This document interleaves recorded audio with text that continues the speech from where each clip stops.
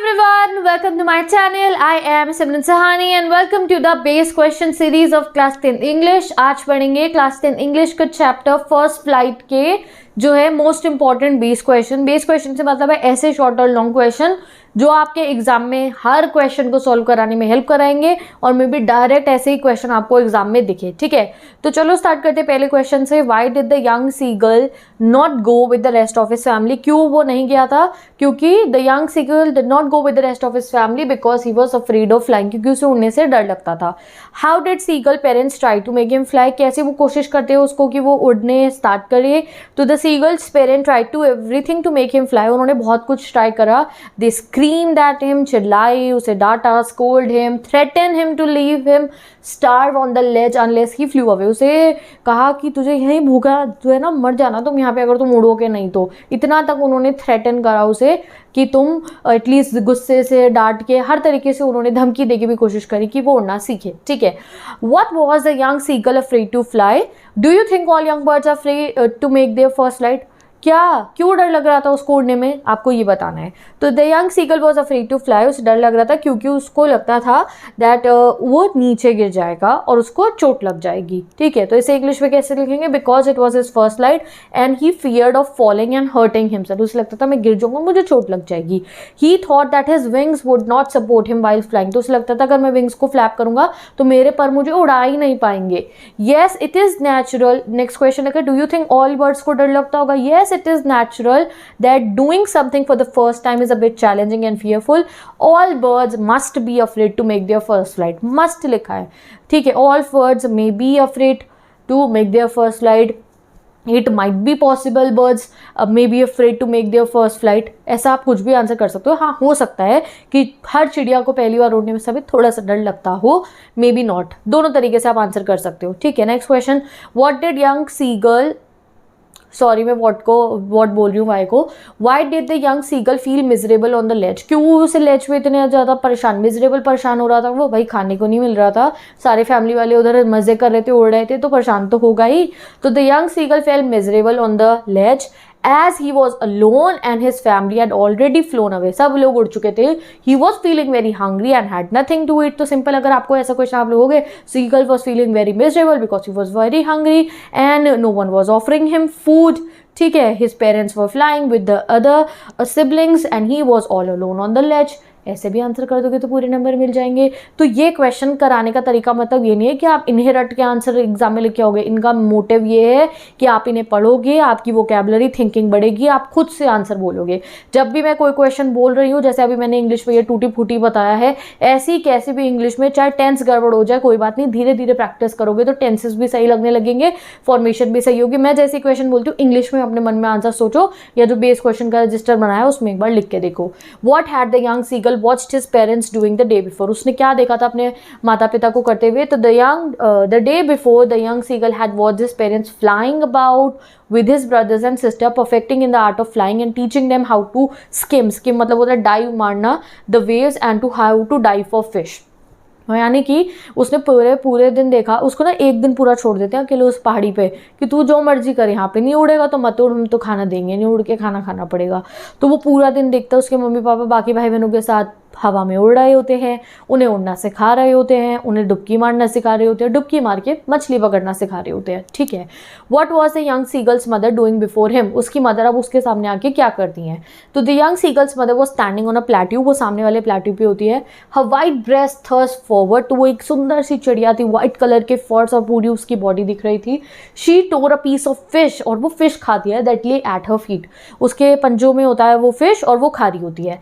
Then she scraped each side on her for beak on the rock. और फिर वो अपनी बीक को स्क्रैप मतलब वो मारती है अपनी बीक को पत्थर के ऊपर. और वो क्यों करती है? वो जैसे उसकी बीक शार्प हो जाए, जैसे हम चाकू में धार लगवाते हैं ना, उसलिए. और वो देख के तो पागल हो जाता है खाना देख के. ऐसे ही एक दिन से भूखा था बेचारा हमारा सीगल. तो describe the young seagull's expression when he saw his mother with food. तो कैसा हो गया था? या young seagull uttered a joyful scream. वो सोचता है अरे मम्मी पे खाना, मम्मी तो नहीं मना करेंगी, खिलाई देंगी.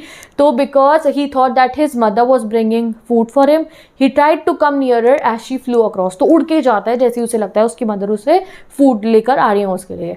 What happened when young seagull dived at the fish picked up by his mother, तो उसकी मम्मी क्या करती है, खाना लेके उसके सामने आती है और वो पागलों की तरह कूद जाता है, छलांग मार देता है. जो छलांग मारने से डर रहा था खाने के लिए, उसे लगता है कि अरे मैं कूद जाऊंगा तो मुझे खाना मिल जाएगा, बेध्यानी में, यानी कि वो भाग भाग के आ रहा होता है कि मुझे खाना मिलेगा और उसे पता ही नहीं चलता कब वो उस पहाड़ी से कूद चुका होता है. और तभी क्या होता है, he started flapping his wing, और वो उड़ना शुरू कर देता है. तो when the young seagull dived at the fish he fell outward and downward, outward मतलब पहाड़ी से बाहर आया और फिर नीचे को गिरने लगता है. विद अ स्क्रीम, चिल्लाता है पहले. अ मॉन्स्ट्रस टेरर सीज्ड हिम, उसे बहुत डर लगता है. And his heart stood still, उसका दिल रुक जाता है. सून हिज विंग स्प्रेड आउटवर्ड, तभी वो चिड़िया है तो उसके पंख खुलते हैं. And he could feel the tips of his wings cutting through the air, और तब उसे फील होता है कि मेरे पर जो हैं हवा को कट कर रहे हैं. देन वो फ्लैप करते हैं and he started flying. When did seagull get over his fear of flying over the sea? ये बहुत इंपॉर्टेंट क्वेश्चन है, इसको स्क्रीनशॉट क्लिक कीजिए. कोई भी क्वेश्चन आए ये वोकैब बहुत हेल्प करेगी आपकी. तो the seagull was afraid of flying over the sea because he thought he would drown. His family decided to teach him a lesson. They left him unattended. पूरे इसमें पूरे चैप्टर की समरी है. उसे डर लग रहा तो उसे लग रहा डूब जाऊंगा, तो फैमिली ने उसको लेसन सिखाया, उसे अनअटेंडेड यानी उसे खाना वाना नहीं दिया. The mother tore at a piece of fish that lay at her feet now and then in his front. तो फिर मदर क्या करती है, मछली लेके उसके सामने जाती है. Since the seagull was hungry too much he was compelled to attempt his first flight in order to get the food. तो वो इतना भूखा था कि वो एक मोटिवेशन की तरह काम करता है और उसे कूदना पड़ता है. ठीक है, he was successful. This is when he got over his fear of flying. तो इससे वो सक्सेसफुल हो जाता है और वो उड़ जाता है. इसको आप सरल इंग्लिश में भी लिख सकते हो, इज इंग्लिश में भी. How did seagull feel when his belly touch the green sea. जैसे उसका पेट टच होता है ना ग्रीन फ्लोरिंग को, ग्रीन फ्लोरिंग मतलब है सी. एग्जाम में आ सकता है फ्लोरिंग मतलब क्या था, एनसीईआरटी में फ्लोरिंग लिखा है, फ्लोरिंग मतलब सी जो थी.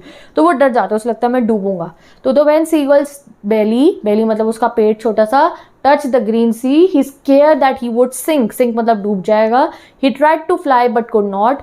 ही was exhausted and weak due to hunger. ठीक है, उसे इतनी भूख लग रही थी वो अब दोबारा नहीं उड़ पाता है, बट वो डूबता भी नहीं बिकॉज वो बर्ड है और उसकी बॉडी ऐसी बनी है कि वो उस पर फ्लोट करेगा. What trick did young seagull's mother play to make him fly from his ledge? Important, बहुत ज़्यादा वाला important question. तो the young seagull's mother was much worried about the young seagull who could not mustered courage to fly along with his brother and sister. तो उसे बहुत mummy को लगता था ये वाला मेरा बच्चा क्यों नहीं उड़ रहा है. तो brother and sister है, ब्रॉथ लिखा है यहाँ पे. She played a trick to overcome this problem. She tore a piece of fish and fly towards young seagull.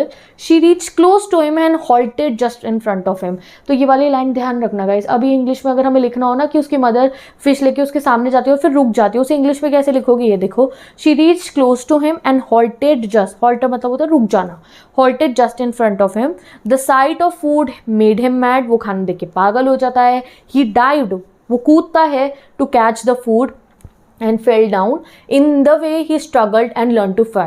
और इस तरीके से वो स्ट्रगल में वो उड़ना सीख जाता है. Next question, how did young seagull and his family celebrate his victory. तो खुशी को कैसे मनाते हैं वो, उसको बहुत प्रेज करते हैं, चीची चीची गा कर रहे होते हैं अपनी वो, और साथ ही के साथ में उसे डॉग फिश खिलाते हैं छोटे छोटे पीसेस में तोड़ के उसके सक्सेसफुल अटेम्प्ट के लिए.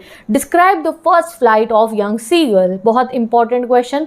तो the young seagull dived at the fish due to hunger and felt outward and downward in space.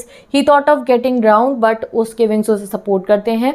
He moved downward and outward and landed safely on the sea and floated on it without any fear. तो इसका screenshot click करो आप जल्दी से. ये lines आपके पूरे long answer में भी काम आ सकती है. Next question, what is the theme of this lesson. Is ये एक काफ़ी मेजर क्वेश्चन है इस चैप्टर में से. क्या थीम है.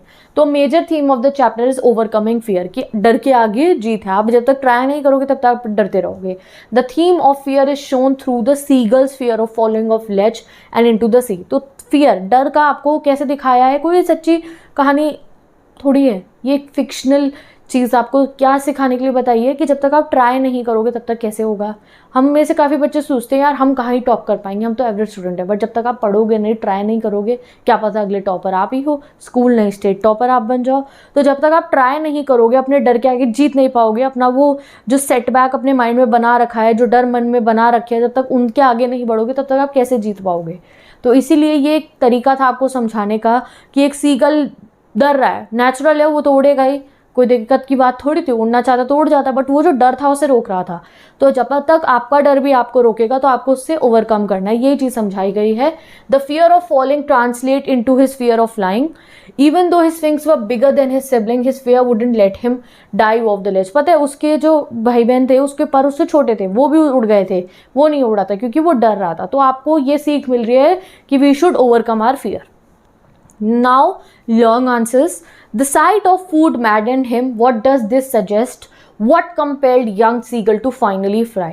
इस लाइन का मतलब क्या है? Sight of food maddened, खाना देख कर वो पागल हो गया, इसका मतलब क्या है? एक्सप्लेन करो। तो द यंग सीगल बहुत हंग्री था। It was this hunger that ultimately compelled him to fly. ये जो क्वेश्चन है ये लॉन्ग आंसर में ना अलग अलग तरीके से आ सकता है। How can you say that hunger was a good motivation, how did the hunger help him to overcome his fear, कुछ ऐसी इलेबोरेट से लाइनें लिख देंगे आगे पीछे और आंसर यही बनाना होगा, ठीक है।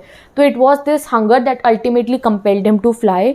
It's hunger intensified when it saw mother tearing a piece of fish that lay at her feet. It कौन है यहाँ पे? सीगल है, जानवरों के लिए इट यूज होता है ना।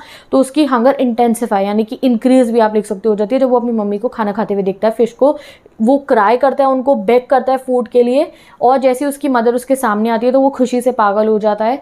However she stopped in the midway, वो बीच में रुक जाती है। It wondered why she did not come near, वो सोचता है मेरी मम्मी पास आके मुझे खाना क्यों नहीं खिला रही है। Not being able to resist, जब वो रेजिस्ट नहीं कर पाता है कि मम्मी तो बीच में रुक गई है, मेरा खाना कैसे आएगा। So he could not control his hunger and it dived at the food in its mother beak, तो वो कूद जाता है। And at that moment his hunger overpowered his fear of the great expanse of sea beneath the cliff. तो उस समय पे उसकी भूख ज़्यादा इंपॉर्टेंट उसे लगती है, वो डर इंपॉर्टेंट नहीं लगता। एंड फाइनली वो उड़ना सीख जाता है, ठीक है। तो थोड़े डिफिकल्ट लैंग्वेज है, आप इजी लैंग्वेज में लिखना, कोई ज़रूरत नहीं है इतनी मुश्किल लैंग्वेज लिखने की, रट्टे मारने की। Family plays a vital role in shaping habits and behaviour of children, substantiate this statement. आपको बताना है क्या फैमिली रोल प्ले करती है आपकी हैबिट्स बिल्ड करने में। डेफिनेटली आप देखो तो उसकी फैमिली ने कितना कोशिश करी, सिर्फ मम्मी ने नहीं सब ने कोशिश करी थी उसके फियर को ओवरकम करवाने के लिए, ठीक है।